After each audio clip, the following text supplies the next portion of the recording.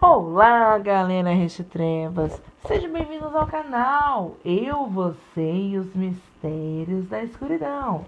Eu sou o JP e tenho o imenso prazer de poder estar aqui novamente junto com vocês para contar mais uma nova história. Peço a vocês, se inscrevam no canal, deixe o seu like e me envie a sua história. Eu terei prazer em contar a sua história aqui no canal. Hoje teremos dois relatos tenebrosos, um relato sobre lobisomem e outro relato paranormal. Bora pro relato, galerinha! O primeiro relato de hoje foi me enviado pelo meu inscrito Belchior. Vamos ao relato. Olá, JP, boa noite. O relato que eu vou contar para vocês, seus inscritos, aconteceu comigo no ano de 2001. Eu morava no interior do Tocantins, em uma fazenda. Na época eu tinha 25 anos. E naquele maravilhoso local só morávamos eu e meu pai, já que minha mãe era falecida. Naquela época estavam tendo rumores pelos arredores dos sítios vizinhos que pessoas andavam sendo atacadas por um enorme cachorro negro. Os mais velhos diziam ser um lobisomem. Eram galinhas destroçadas, porcos mortos, com as suas vísceras devoradas, e as pessoas ficavam receosas e com muito medo. Até então, nada de estranho tinha ocorrido no sítio do meu pai. Tínhamos vários tipos de animais, incluindo vários cachorros, e todos eram extremamente bravos. Cachorro americano, lavrador, pitbull e a minha preferida, Tissu, uma cadela de raça fila. Ela era maravilhosa, negra com olhos cor de mel. Era o meu xodó. Aonde eu ia, ela ia atrás. Meu pai, um homem sério e sereno, não tinha medo de lobisomem. Aliás, meu pai nunca teve medo de nada. E com relação aos boatos de lobisomem, ele dizia: essa peste existe há séculos, está em tudo quanto é lugar. Se ele aparecer aqui, a gente mete chumbo nele. Era bem assim com meu velho pai, sem enrolação. Uma certa noite de sábado, resolvemos ir à vila de carroça. Meu pai ia pegar ração para os animais.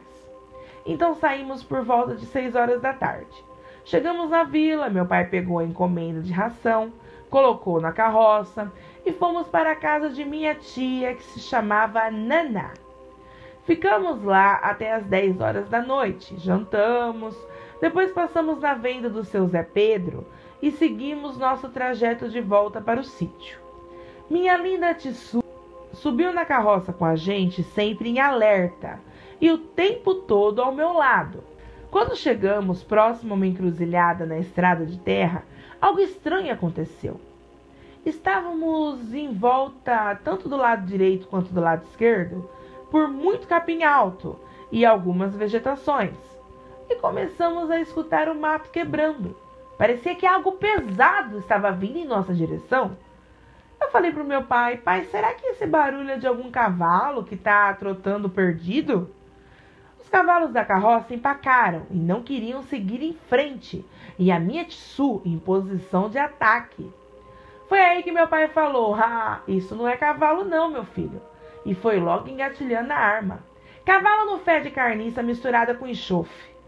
E não é que meu pai tinha razão? O ar estava diferente, fédido. Aí meu pai falou: segura o facão, vamos ficar parados e rezar para não ser o que estou pensando. O meu coração parecia que ia sair pela boca. Foi aí que eu perguntei: mas o que o senhor acha que é? E nem tive tempo de completar a frase. Um ser surreal pulou bem atrás da carroça, em 4 patas. Eu tremi igual vara verde. Meu pai, imponente, com a arma na mão, disse: vai de reto, filho do demo, segue seu caminho e nos deixe em paz agora. Aquilo, GRP, ficou em 2 patas. Como era gigantesco! Meu Deus, eu jamais esquecerei de cada detalhe que consegui registrar em meu cérebro. Os pelos eram cinzas brilhantes, os olhos amarelos, Os dentes não cabiam na boca.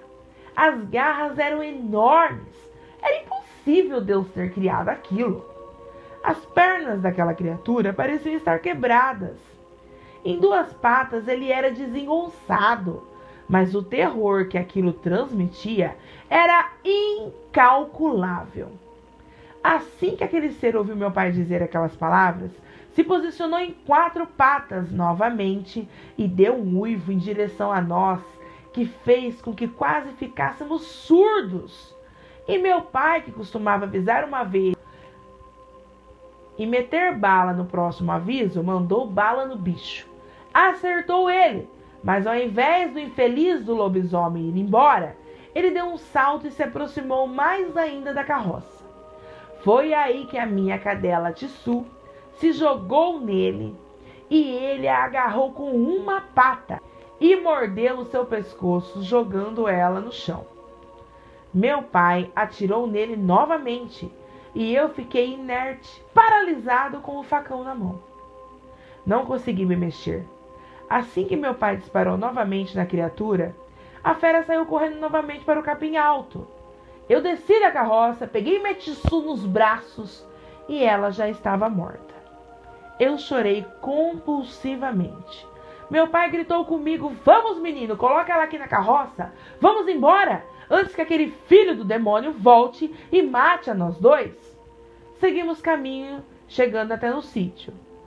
Eu estava apavorado, me culpava pela morte da minha Tissu. Fui covarde, fiquei paralisado. Eu tinha que ter partido para cima daquele maldito, mas fiquei parado. Isso me corrói, isso me mata por dentro até hoje. Então desci da carroça, peguei uma pá para cavar uma cova para enterrar a minha Tissu. Em lágrimas fiz isso. Meu pai ficou ali olhando com a arma na mão, vigiando ao meu lado para ver se o bicho não aparecia novamente. E tentou me consolar: "Seja forte, filho. Antes a Tissu que um de nós. Ela deu a vida por você. O que você poderia fazer para ajudar? Ele é um lobisomem. Só Deus e uma boa arma podem contra esse amaldiçoado. Tomara que ele morra com os ferimentos." Eu, calado em prantos, continuei cavando. Enterrei Tissu, ajudei meu pai a guardar as rações para os animais, cuidamos dos cavalos e entramos para dentro de casa. Eu nem consegui dormir, e meu pai também não. Ficou de guarda o resto da noite até amanhecer o dia. Pela manhã, meu pai disse: "Vamos à vila, ver se achamos alguém ferido. Quem estiver ferido, com certeza é o lobisomem." Eu, atordoado ainda, obedeci meu pai e fui com ele. Dessa vez fomos a cavalo. Quando chegamos na vila, estava um alvoroço danado, pois, segundo estavam comentando, o dono da venda tinha morrido baleado. Foi achado sem vida nos fundos da venda. O mais engraçado é que não roubaram nada aparentemente da venda. Então estavam falando que poderia ser vingança, pois ele era um homem muito briguento. Só que meu pai e eu, na hora, tivemos a certeza que o seu Zé Pedro era o lobisomem. Aquele maldito matou minha Tissu e por pouco não matou a mim e ao meu pai. Outra coisa interessante é que a destruição dos animais cessou depois da morte do seu Zé Pedro. Eu e meu pai, um tempo depois, nos mudamos para outro estado. Vendemos o sítio. Ali eu não conseguia ficar. Meu pai concordou, pois, segundo ele, o seu Zé Pedro tinha filhos, que na época de sua morte ainda eram pequenos. Mas quem poderia garantir que os filhos também não poderiam virar a fera? Olha, eu não sei, JP. Só sei que estou bem longe deles. Mas eu não coloco minha mão no fogo, não. Preferimos não arriscar e optamos pela mudança. Esse foi o meu triste relato. Espero que você possa contar ele no seu canal. O relato de um homem covarde que o destino fez se deparar com um lobisomem e que nessa experiência perdeu muito mais que um animal de estimação. Perdeu a melhor amiga. Abraços, Belchior.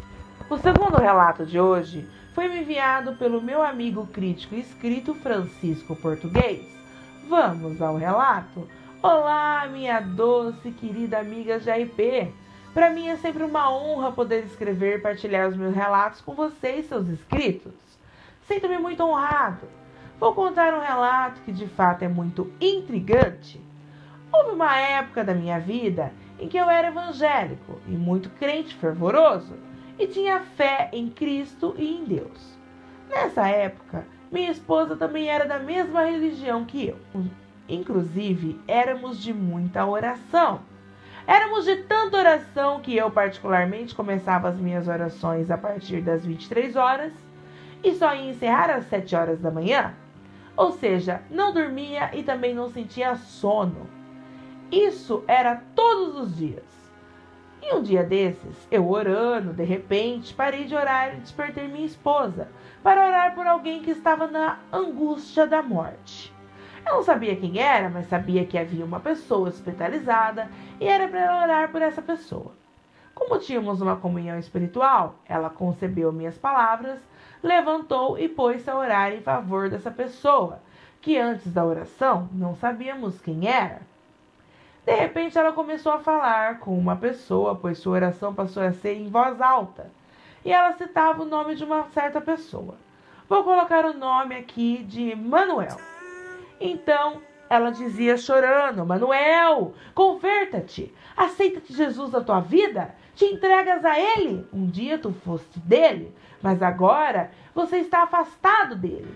E pelo abandono e pelos erros e desobediência, colheste o mal para a sua vida e sua alma. Saibas que tu não vais sair deste leito vivo. Vamos, Manuel, digas que vai aceitar a Jesus e te arrependas. Jesus está te dando uma última chance. E ela proferia essas palavras em pranto. E dizia ainda: eu estou te vendo agora. Estou do teu lado. E sei que estás a me ver também. E como tu não podes falar, os teus olhos podem responder. Com o teu piscar de olhos, pode confirmar isso. Se aceitares a Jesus neste momento, nestes teus últimos momentos, pisque os olhos por 2 vezes e saberei que reconciliastes com Cristo. E eu farei uma oração de entrega para Jesus. E em seguida, ela fez uma oração especial apresentando Manuel para Jesus e terminou sua oração em prantos. Então ela foi até a sala onde eu estava ainda em oração, pois não dava para continuar a orar no quarto com tanto choro. No entanto, não pude orar na sala. Só fiquei em espírito de oração, intercedendo e acompanhando a oração dela.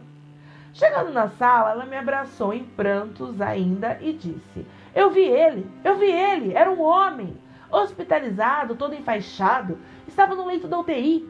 Na verdade, ele estava no estado de coma, mas consegui falar com ele. Eu estava lá pessoalmente e ele também me viu, pois quando comecei a falar, os olhos dele lacrimejaram. Quando eu pedi para ele piscar os olhos por 2 vezes, para confirmar que ele tinha se reconciliado com Cristo, ele piscou por 2 vezes e foi quando eu orei por ele. Ele tinha sofrido um acidente de moto e sofreu traumatismo craniano e várias fraturas pelo corpo. E Deus falou no meu íntimo que era para falar para ele que ele não sairia vivo dali. E foi quando ele lacrimejou os olhos. Depois disso, ela se deitou ainda assustada com o acontecido. E ainda em prantos conseguiu dormir. Passados-se cerca de 5 dias, ela foi na casa da irmã mais velha dela. E lá ela contou o acontecido para sua irmã. Nesse momento, o esposo da irmã dela chegou e ouviu a parte da conversa e perguntou: como é que é, Silvana? O que você está dizendo? Então ela recontou para ele. Ele, por ser evangélico, mas incrédulo em coisas extraordinárias, começou a chorar. E minha cunhada e minha esposa perguntaram por que ele estava chorando. E ele respondeu que no culto do dia anterior, o pastor sentiu de pedir para os irmãos levantarem um clamor para o Manuel, que estava internado na UTI, no estado de coma, e não sabia se iria resistir aos ferimentos. Porém, esse pastor também não sabia quem era esse Manuel, só sabia que era para a igreja orar em favor dele. Também sabia que era afastado da igreja e da cidade onde ele morava. E assim todos fizeram. Ou seja, todas as inscrições combinavam. Passado-se o tempo, ela estava fazendo não sei o que, e eu estava ajudando ela na limpeza da casa. Eu estava varrendo a casa. E de repente senti de falar para ela assim: Silvana, entre já no quarto e vá orar em favor de uma velha. É uma bruxa. Ela está partindo desse mundo.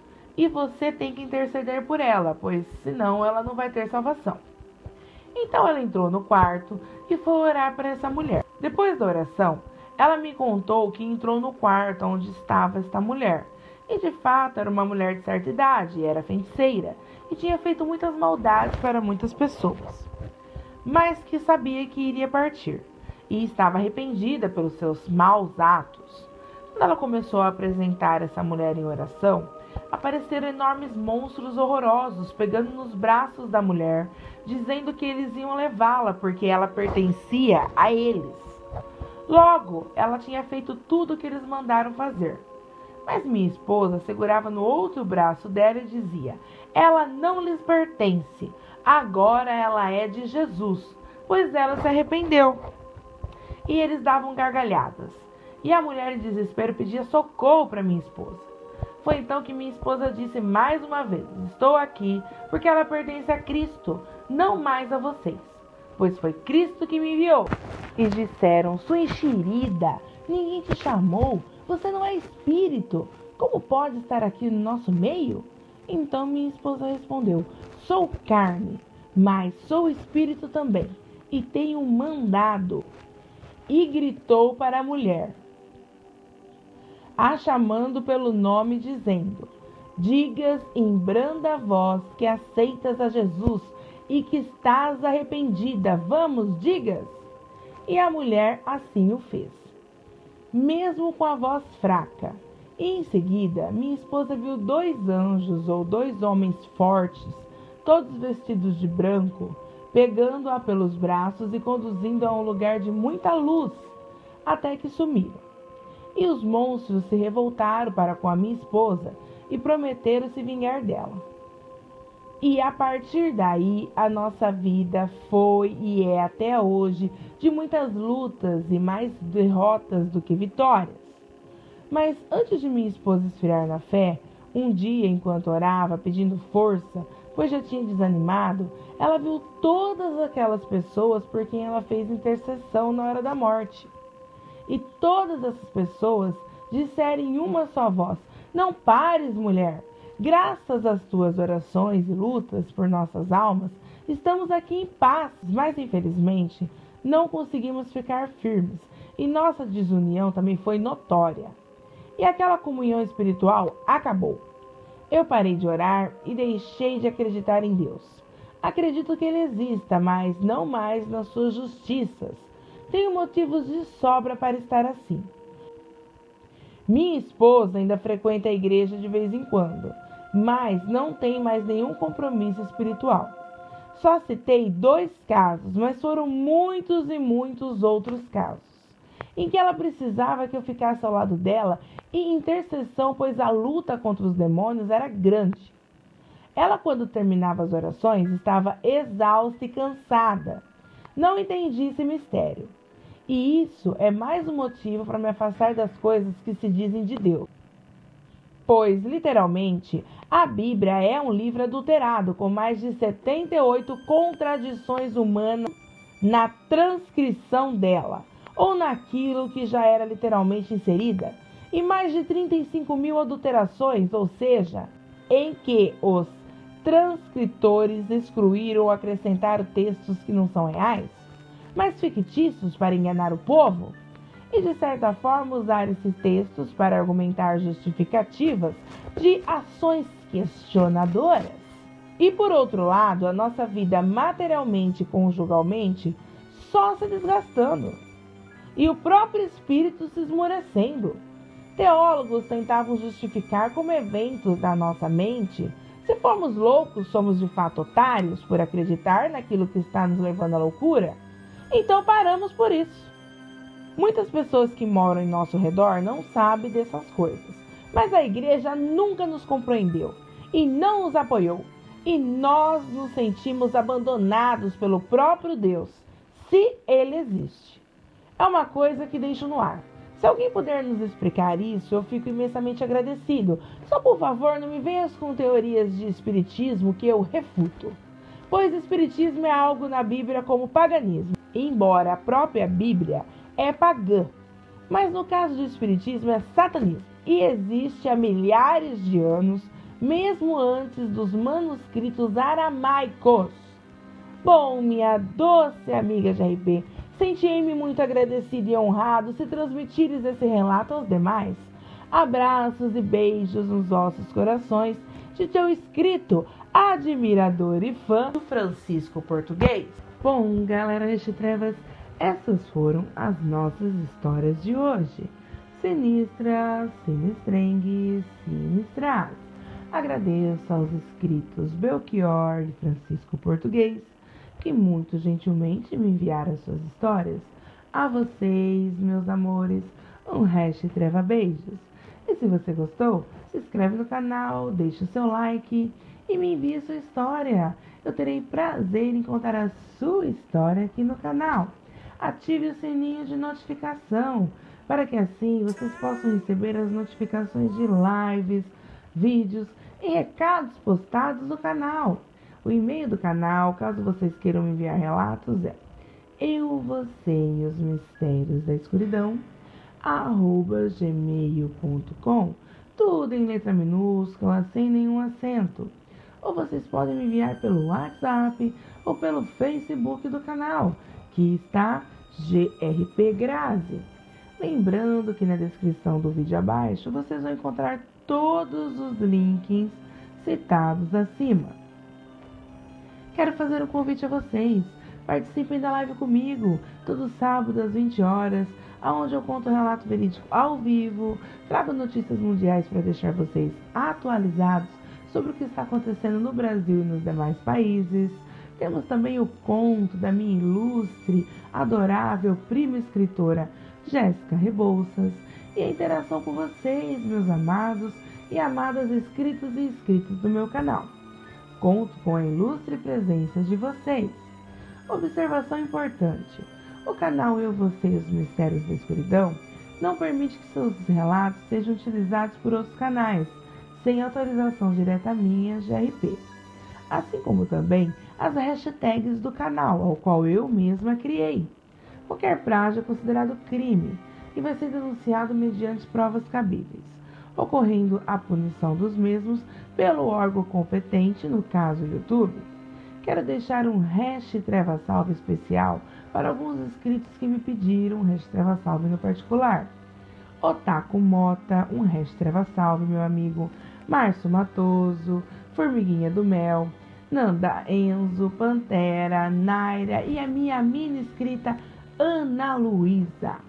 A todos vocês, meus inscritos maravilhosos, um treva salve no coração de vocês.